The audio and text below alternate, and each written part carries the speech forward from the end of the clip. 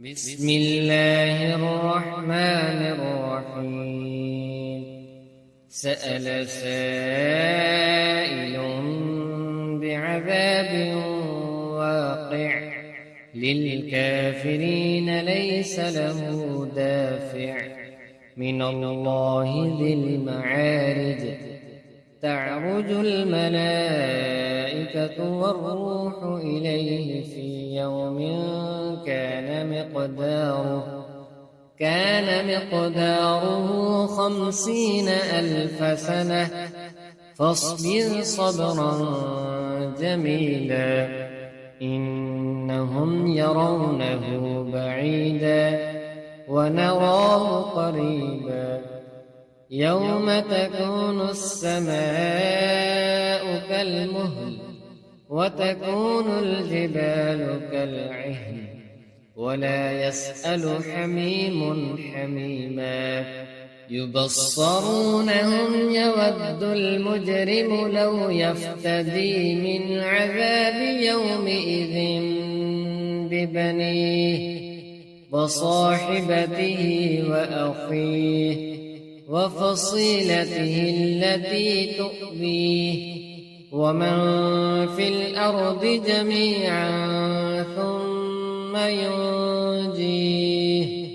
كلا إنها لظى نزاعة للشوى تدعو من أدبر وتولى وجمع فأوعى.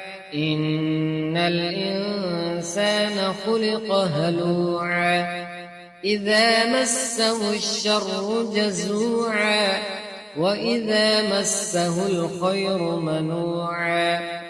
إلا المصلين الذين هم على صلاتهم دائمون والذين في أموالهم حق معلوم للسائل والمحروم والذين يصدقون بيوم الدين والذين هم من عذاب ربهم مشفقون. إن عذاب ربهم غير مأمون والذين هم لفروجهم حافظون إلا على أزواجهم أو ما ملكت أيمانهم فإنهم غير ملومين.